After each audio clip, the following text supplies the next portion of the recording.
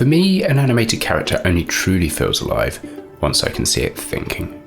How this thought process is portrayed will obviously depend upon what we're animating and the situation, but it's something we should strive for even with the simplest of characters. In this lesson, I'll take you through my entire process for blocking out a piece of animation using this simple Toadstool character. By demonstrating everything in real time, you'll be able to see every choice that I make and how it builds towards creating that elusive spark of life. Then in the next lesson, I'll show you how to take the blocking and turn it into a final polished piece of animation. Hello, I'm John Knowles, and this lesson is part of my Intermotion course, which teaches the foundations of character animation within Blender. The entire course will be available for free on YouTube, and if you'd like to make use of the demo files and rigs as you follow along, they're also available for free using the link in the description. In the last lesson, I covered my animation workflow, and I mentioned that the first stages are planning and layout. In the case of this piece of animation, since it's extremely simple, there are no storyboards, and my planning really consists of a basic idea of what I want to achieve. The Toadstool character will hop into shot, encounter an obstacle, consider their options, then continue on their way.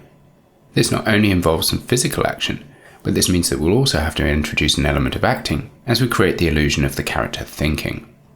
Since this course is focused on animation and I want to keep things as simple as possible, I've already gone ahead and completed the layout stage for this shot. I've placed the camera in a position which gives a good perspective on the scene and will allow for all of the action to take place within a single shot. So with these first two stages complete, we can now jump into Blender and start blocking out our animation. So I've opened up the start file for this lesson, which you can download from the course resources. And you'll notice that all we have at the moment within the scene file is a camera. The reason for that is that we're going to be linking in our set and our character rig. Now this is a workflow which is commonly used within studios, and the reason for it is that we can have a single master file for each of our assets, which we then link into all of our animation files. That way, if we ever need to change one of those assets, such as updating a character rig or changing the shaders, we can do that in a single file, and those changes will be propagated across all of our many animation files. The one thing that you do need to be aware of though, if you are using linked files, is that the location of the files is really important. If you ever move any of the files after the links have been created, then you're going to break that connection. This is why it's really important to save your files within a consistent folder structure so that you know where everything is. So with that said, I'm going to head up to the File menu and Link. And the first thing that you want to do is navigate to the folder where your course resources are saved. We can then go into the Sets folder, double click on the Cliff asset, and then we can go into the Collections folder. And what we want is this Set Cliff collection. If I press Link, you can see that's brought our set in. I'm now going to go ahead and do the same thing to bring in our character rig. Up a few levels, into Rigs, into Toadstool, and under the Collections we want the Rig Toadstool collection, and link that in. Now with my little Toadstool character here, if I try to access the actual armature itself, you'll notice I can't switch to pose mode. I only have object mode available. And if we look in the outliner, you'll notice that we can't see any of the elements within this rig. And that's because we need to apply what's called a library override to our linked asset. So to do that with the Rig Toadstool collection selected, we can head up to the Object menu, down to Library Override and Make. And you'll notice now things have changed here within the outliner. We have a new icon there, and we can access everything within the character rig. And if I select that armature, I can now switch into pose mode. Now we need to do that on the rig so that we can access the different controls and animate them. But for the set itself, we don't need to apply an override because we don't need to change anything within the set or animate any of its elements. Now, before we start animating, you'll notice that we can accidentally select this set, and I don't want to do that. So I'm going to head up to the filters here in the outliner, and I'm going to enable this selection option. This means that for the set, we can disable selection so that we can't accidentally select anything within it. While we're at it, I'm also going to disable selection for the camera itself because I don't want to accidentally move that, and I can disable its visibility too. Now I'm just going to select my toadstool armature here and jump over into the animation workspace. I'll drag this viewport boundary across to give me a bit more space to work with, and then we can start thinking about blocking out our scene. So for this piece of animation, what I'd like to do is have my little toadstool character hop in from just off screen and move up to the edge of this little drop here. It can then look around, consider its options, before then hopping down and continuing on its journey. And before we start to create our key poses, the first thing that I want to do is to move my toadstool into position. To do that, I'm just going to select this global control here and then move it up on the y-axis. And what I want to do is just place it just on the edge of this drop. So I'm going to move it down until it's just contacting the ground here. A little bit of intersection with the ground will really help to show that it's firmly in place. Now if we look at this from the top, you'll notice that this shape isn't actually round. We have a little bit of a point towards the rear of the character there. So what I want to do is rotate this control until it's pointing in the general direction of travel. So to do that, we need to rotate around the y-axis here, and I'm just going to go in and set this to 90 degrees. So this will be the location that the toadstool moves up to before it decides to jump off the edge. So with that defined, what I'm going to do is just insert a keyframe here on this global control, and then I'm going to hide the global controls so that we don't add any more keyframes to them. And to do that, we can just drag over the boundary here and select the armature tab. And you can see here within the bone collections, I've got this collection for controls global. So I'm just going to turn off the visibility of that for now and close that back up. So we're now left with these three controls here, which are the main ones that we're going to be animating. And we want to start creating our first keyframes. So what I'm going to do is just hit A to select everything and I to insert a keyframe here on the first frame. I'm just going to roll this out so that we can see all of our different controls here. Now I don't want this toadstool to be perfectly stiff and straight here. So I'm going to select this cap control here and just rotate it slightly to create a more interesting shape. And with that done, I'm just going to hit A to select everything, and I'm going to reposition this keyframe a little bit down the timeline. Let's just move it down to frame 50 for now. And I'm actually going to set my first position here on frame 1 with the toadstool off in the distance. So to do that, I need to move both this foot control and this cap control. So I'm going to select both of those. I'm just going to hop into the top view here by pressing the 7 key on my numpad. I'm just going to drag this off and back into the distance to a point where we're just out of frame. So somewhere around there should do fine. And I'm also going to rotate both of these controls around the y-axis so that the character is pointing in its direction of travel. Then hit A to select everything and I to insert a keyframe. Obviously now if I scrub through the timeline, our character just slides into place. So what I want to do is change my interpolation type. So I'm going to hit A to select everything down in the dope sheet here, and then hit T and change things to constant interpolation. That way, by staying in stepped keys, we'll only ever see the poses that we're creating manually ourselves. So I want this toadstool to hop into place, and what I'm going to do is just first define its contact poses, and then we'll define the positions in the air afterwards. And for now I'm not worried about timing at all, so I'm just going to place some keyframes along this timeline, and then we'll refine the timing afterwards. So on frame 10 here, I'm just going to again select these two controls, go into the top view, and think about where I want to move this toadstool for its first jump. So I think we'll try somewhere over here. I'm looking over in the camera view always, so thinking about where this is going to hop from and into place. So this is nicely framed between these grasses here. So I think that will do for our first contact position. I'm going to move on to frame 20 and then again move this around in the direction we're heading. So something like that. And I think what I'm going to do is have a couple of little hops and then have the toadstool slide into place. We'll see how that works. So for now, I just want to check my contacts on these poses. Make sure that my toadstool is actually touching the ground, because with an irregular ground surface like this, it's very easy to end up with your character floating. So here on frame 20, I'm just selecting both of these controls. I'm going to hit G and Z twice so that we can move up and down on the global Z axis.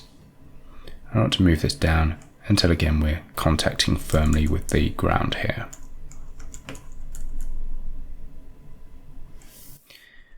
I'm going to go back to frame 10 and do the same thing. G and Z twice and move this down until we're happy that we've got a decent ground contact.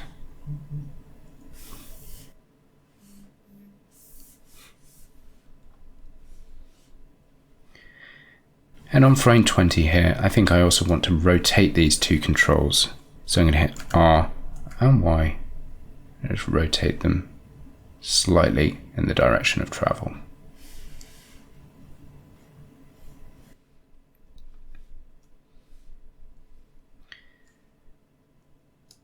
Now with that done, I'm going to define the top of my hops.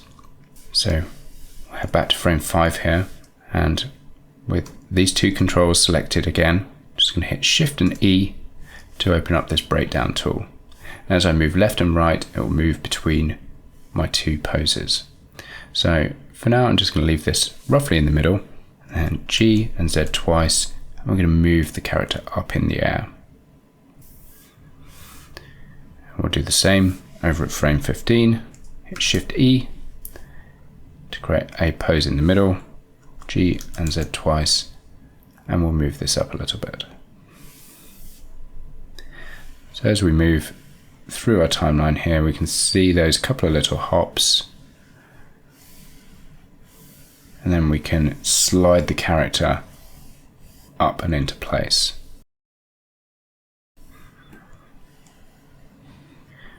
I think what I'm going to do though is just add in one more little bounce here. So on frame 30, I can actually use my breakdown tool again. So I'm going to hit Shift E, and rather than go halfway, I'm just going to move this back a little bit.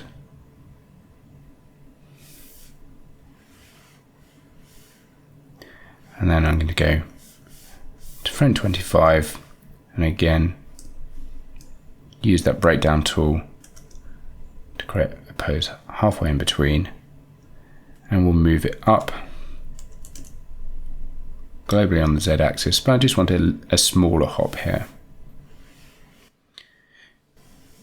Creating some variety in the heights as well as timing will help to create more of a feeling of life here. So on frame 30, I just want to again double check my contact.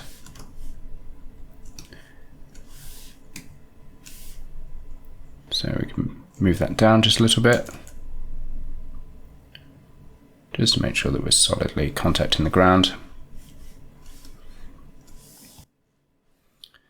So that gives us our hops into place. We will then slide into frame 50 here. So what I'm going to do, I'm just going to go for now halfway between the two, and I'm going to hit Shift and E, and this time I'm going to move this around 80%, something like that. So you can see we're moving closer, but we haven't got all the way into that final position. So those are the main poses that we need to get our little toadstool character into place at the edge here. But then if we want to introduce a feeling of life, we really need to get the impression that this toadstool is thinking for itself. So the first thing that it needs to do, having stopped at the edge here, is have a look down. So I'm just going to hit A to select everything, I to insert a keyframe, and I'm just going to enable my rotation gizmo here. So I'm going to press Shift and space and select rotate. This will make it easier to see the different rotation axes that we're working with. So I'm just going to rotate the head down a bit and just lean forwards a touch so it feels like we might be looking over the edge here. Maybe tilt the head a bit. And we can flip backwards and forwards between our keyframes using the up and down arrows. Now, just want to move that across a touch.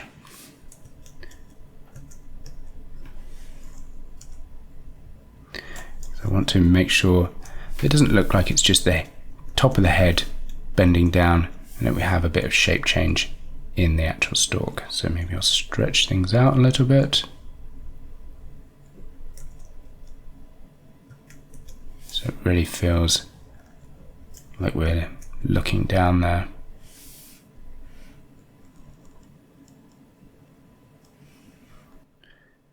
So the next thing I'm going to do is just select everything. I'm going to duplicate that frame 50 across to frame 60 so that we look over the edge and we settle back. But I don't want this pose to be exactly the same, so I'm just going to move and rotate this head slightly so that we're coming back to a slightly different position. And then I want to look left and right, because after you've looked down over the edge, you're going to look around and see if there's a better option. So again, I'm just going to hit A to select everything and insert a keyframe. And then I'm going to rotate this head around so we're pointing off in one direction, and get a bit of tilt in there and a bit of movement again so that we get some contrast between these two poses so that we can see that twist and that look off in this direction. We can then look in the opposite direction, so I'm going to rotate this back around.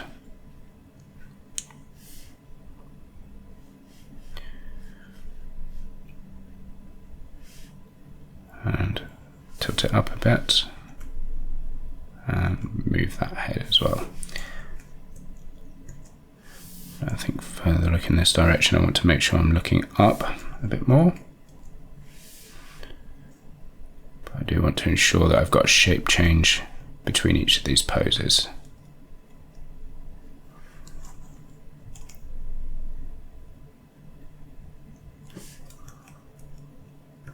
So we look to the left and then to the right. Then I'm going to select everything, insert a keyframe here on frame 70. I want to go back and take my frame 60 pose along to 75 so that we're resetting, and then again just look down a little bit on that frame. So we're looking left and right, then we look down again, and then we're going to decide to hop over the edge. So at this point we want to anticipate down, so I'm just going to squash this body down, just going to insert a keyframe on everything so that we can also squash down the top of the cap here. And that's get a little bit of an angle here on that cap as well, so we get a nice feeling of squash before we then move on to our takeoff pose. So I'm going to stretch this out a bit, rotate it up. I'm going to hit Alt and G to reset that cap. In fact, we can stretch that up a little bit as well.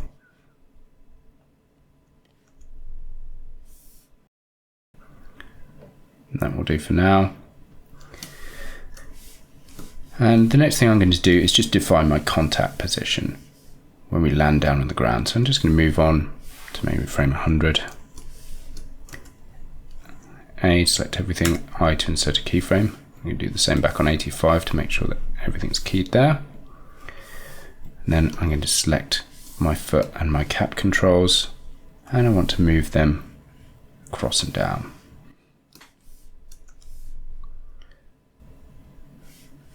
And what I'd like to do is find a position where we can actually see the toadstool contacting the ground.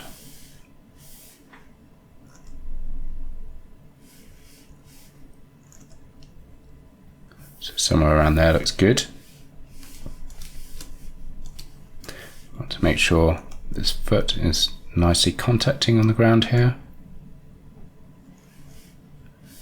And I'm just going to move this cap control back and rotate it back in the direction it's come from.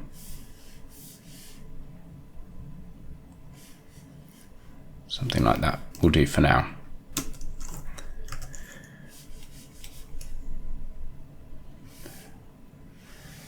So with that defined, we can now put an in-air position in place. So on frame 90, A to select everything and hit Shift E for the breakdown tool.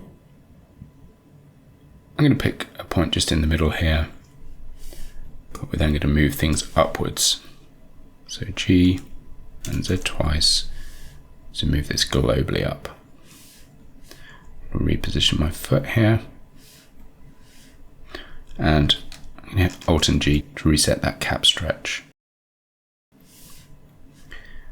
And I'm just going to adjust my pose a little bit here to create a nicer shape there. I think we can just nudge things up even higher as well. So we're getting the toadstool nicely up above the ground here. Let's even go a bit higher. See what that looks like. So once we've contacted the ground here, we'll want the toadstool to squash down. So I'm going to insert another keyframe there and just move this cap right the way down, rotate it forwards and squash the top down a bit. So insert a keyframe on that.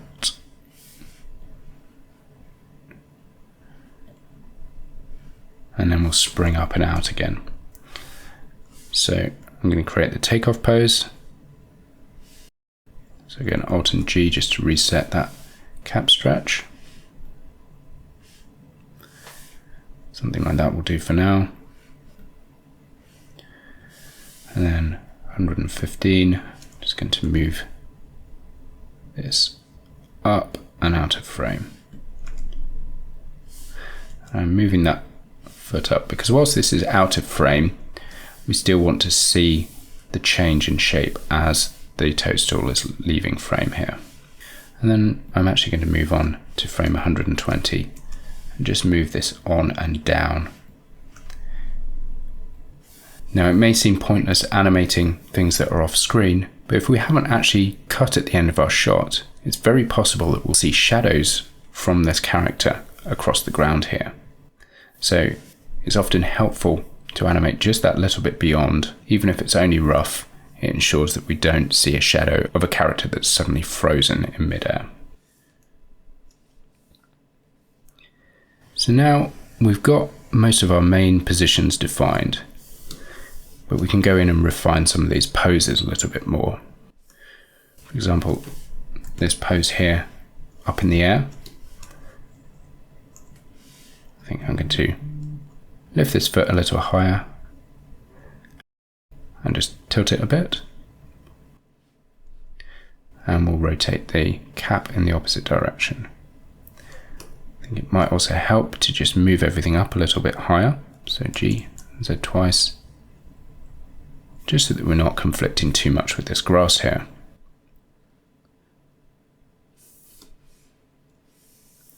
Now we're going to introduce some squash on these landings as we add in some extra detail to the animation, but for now I'm just going to work on these in-air poses.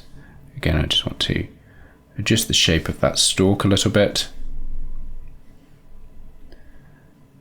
as well as the cap.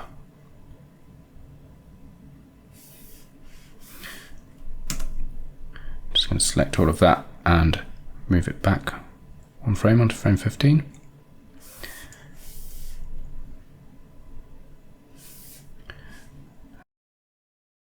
And just adjusting my cap shape there as we land as well. Looking at things within the camera view to make things look as appealing as possible.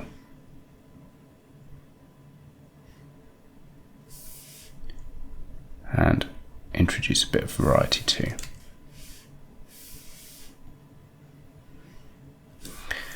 So here as we're sliding forwards, I think I'm going to have the foot going first, so we're trailing that cap behind a little bit and pulling it down a bit so that we create the feeling that we're putting on the brakes a little bit here.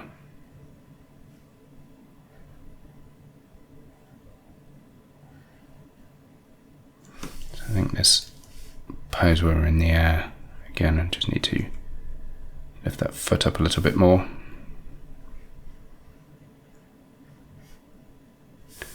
And this one, when we're landing, I think we really need to already be starting to put on the brakes.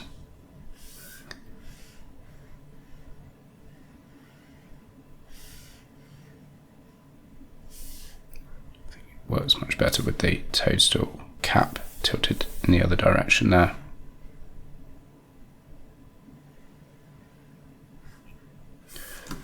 We can exaggerate that a bit more as we coming towards the edge.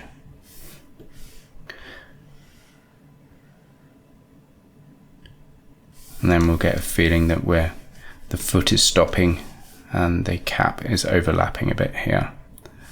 So that feels more like it's coming up and into place there. What I'm going to do is just select everything. I'm going to move this frame 50 back to frame 45. And introduce a new pose on frame 50 where it feels as if we are just settling back and down into place.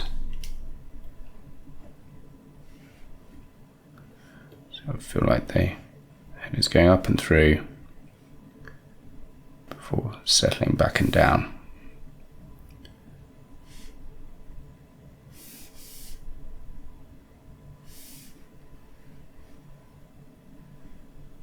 And then looking over the edge.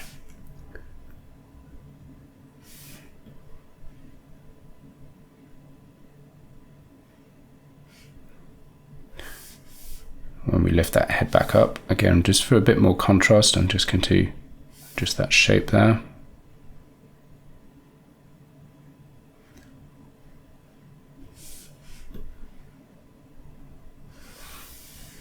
Okay. So those are our main poses defined. They help to tell our story. There are keys and extremes. But for this animation to really work, we not only need to define our timing, but we'll have to start introducing some additional breakdown poses between our extremes. So I think the first thing I'd like to do is get a better sense of the timing of this animation. If I were to play this back at the moment,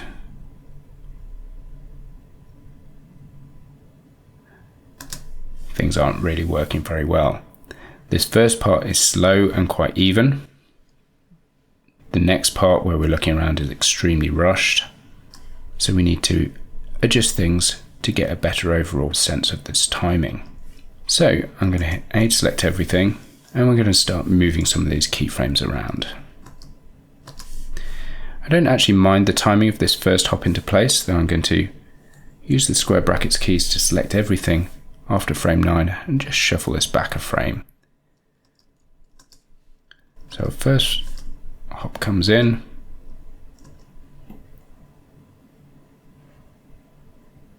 I think the second hop, I'm going to select everything after frame 13.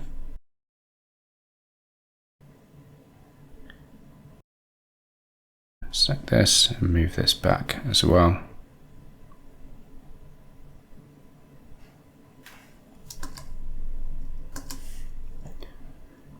And this little hop at the end here should be a lot faster as well. So move that back a couple of frames for each part of that hop. And then this slide into place. It's hard to judge when we only have a couple of keyframes in there, but I'm going to move this back a little bit. And then I want a longer hold here before we start to look down. So I'm going to select everything here after frame 42 and move this on quite a bit.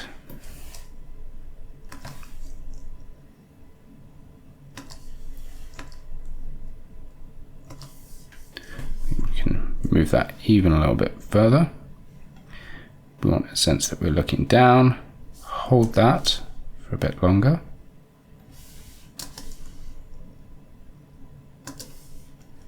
And come back up into place.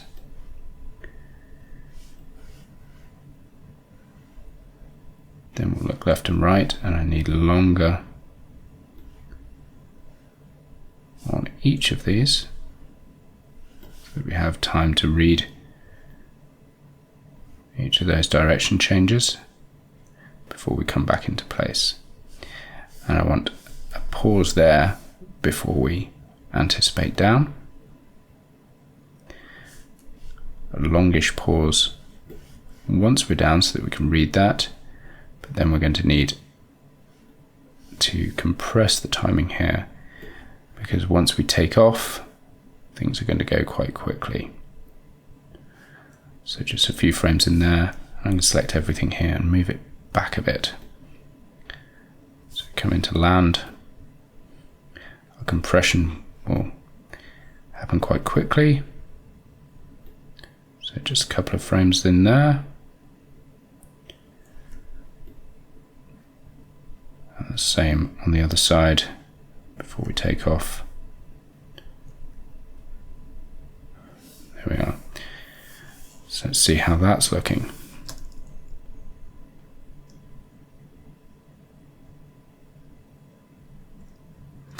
Okay, things are definitely better, but there's a bit more that can be done to refine things. So I'm just going to, again, select everything. This is feeling a bit fast as we jump out, but that's because we can't see the exit. So that will probably be fine, but I'm just going to add in an extra frame here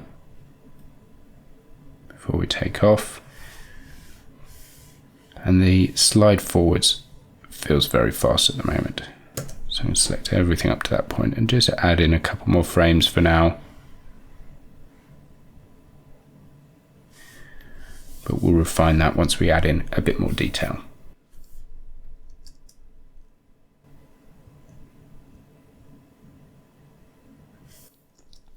I also think this looking around is probably going to need a little bit more time, but we'll add in some breakdown poses and see how it looks then.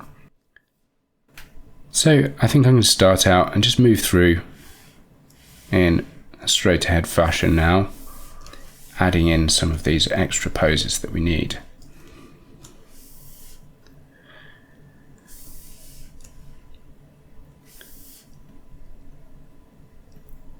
So I'm just going to go onto my second frame here, and I'm going to add in a bit of a stretch here for the takeoff.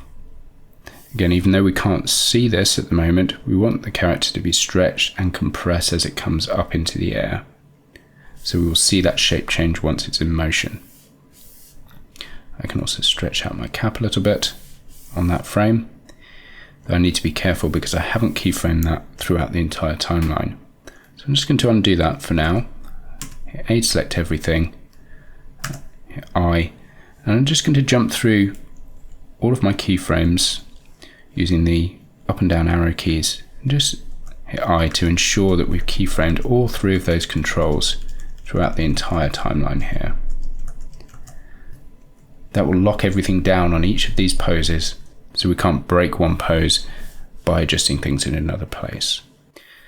So I can now go ahead and stretch this control out a little bit on frame 2. And then as we come into land, just before our landing, I'm going to hit A to select everything.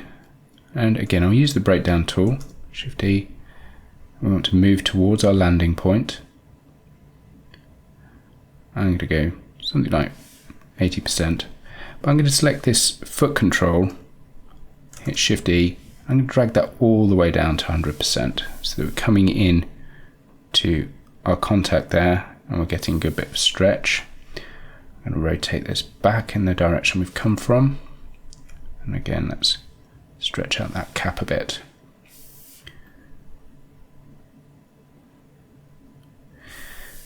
On our actual contact here, I'm going to squash this down and just add in a little bit of squash on the cap.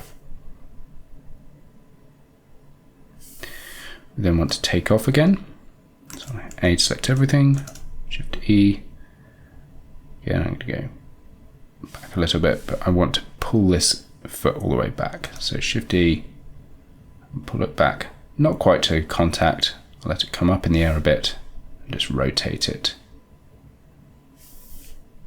So it feels like we're stretching off there. Let's tilt the cap a bit. In fact, I think what I want to do is just rotate that cap in the other direction for now.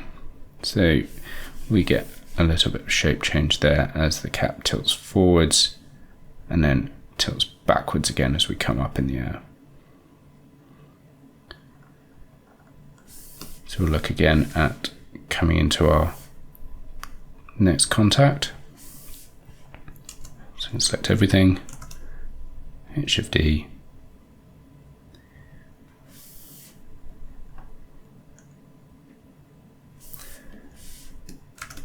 and let's move that foot towards its contact point so we're getting a real stretch.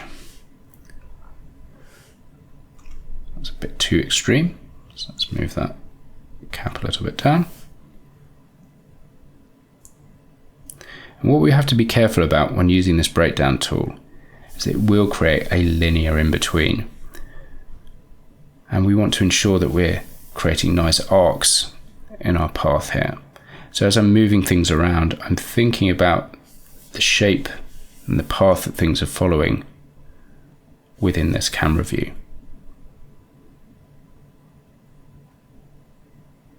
And we'll refine that further as we progress through the animation. So I'm just going to squash this down a bit on the contact. And then for the takeoff, I'm just going to rotate this forwards. Push in the direction of travel, and again, I'm going to rotate that foot and lift it up slightly. This is a much smaller little hop here. So I'm happy with the in-air pose. And we're going to keep our contact as it is there, because we're going to be moving down through into this pose. So what I'm going to do is go halfway between these two in timing, A to select everything, and then I'm going to use the breakdown tool again with Shift E. And I want to go a bit beyond 50% here, because we want to be slowing down as we approach the edge.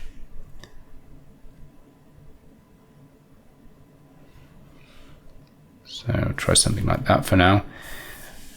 And I want to also squash this cap right down at this point and pull it back a bit.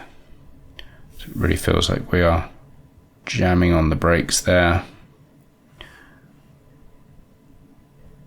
trying to stop before we hit the edge. And I think we can lift things up a bit higher now, here on frame 31, so that we feel that the cap is going down and then lifting back up again. As we come towards the edge, I'm going to lift it even higher at this point, frame 36, so we come over and down. So frame 41, I'm going to move forwards and down a bit.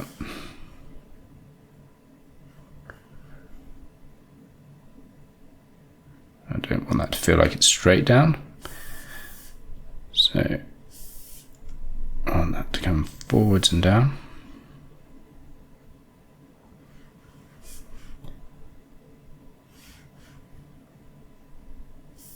With a bit of extra rotation in there.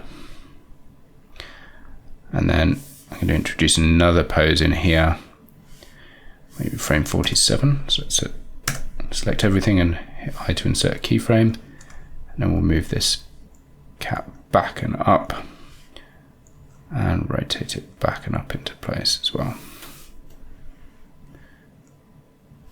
So we feel that cap just overlapping there. Rotate that down a bit.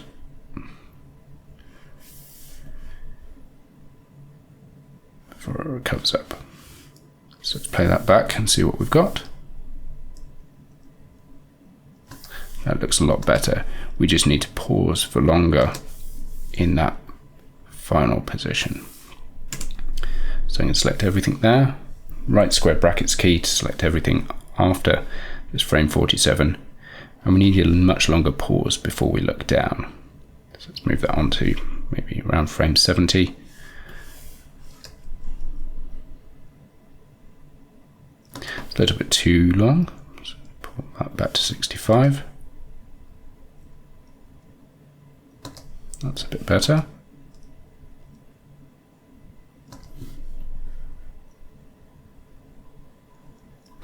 So having the character look down and then up again, we then need a bit of contrast between this pose here and the one where we turn to the side. And we can do that with our breakdown pose between the two. So I'm going to go to frame 83 here, and with everything selected, I'm going to hit Shift E to add a 50% in between. But what I'm also going to do then is just rotate this cap down and squash the cap slightly as well. Just angle it slightly to the side. So then we'll get a little dip as the character turns their head. This is something that we actually naturally do as we're turning our heads, so it adds an element of believability, but it also adds contrast between these poses and helps us see what the character is doing. Then, having looked in that direction, we want to turn back in the opposite direction. So again, I'm going to select everything, and I think we're definitely going to need some extra time in here. So I'm going to shuffle everything on just a few frames, and we'll add another breakdown pose in here. So I hit A to select everything. I'm going to undo things because I hadn't got everything selected there when I adjusted that timing. So let's select everything again. Always got to be careful to make sure all controls are selected before we adjust the timing. So I'm just going to shuffle that on a bit.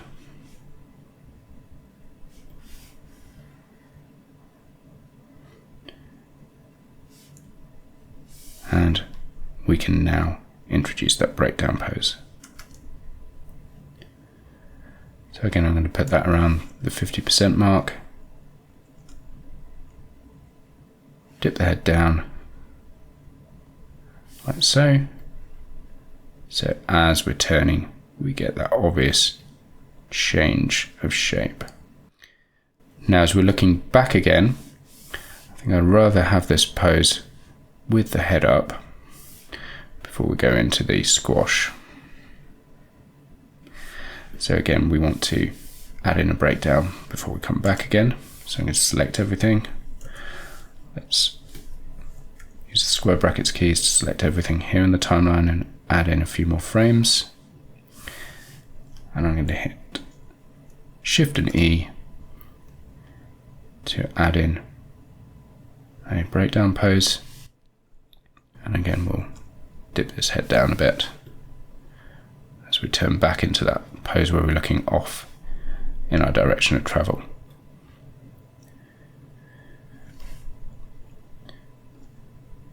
So I'm just going to head back to the first frame and see how all this is playing now.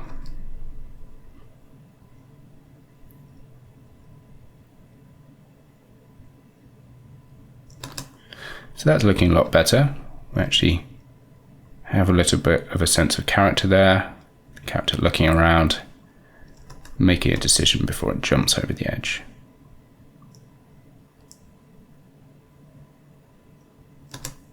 So I'm going to adjust my end frame now to frame 160. since we're getting a lot closer to what might be our final timing. So I'm happy with that, so I'm going to save things there, and then in the next lesson we'll refine things further to finish up this piece of animation. For this lesson's exercise, it would be great if you came up with your own simple situation for the toadstool character and blocked out the animation. Think about ways that you can indicate the thought process of the character to help bring it to life and add variation to your timing to create appeal. Have fun, and I'll see you in the next lesson.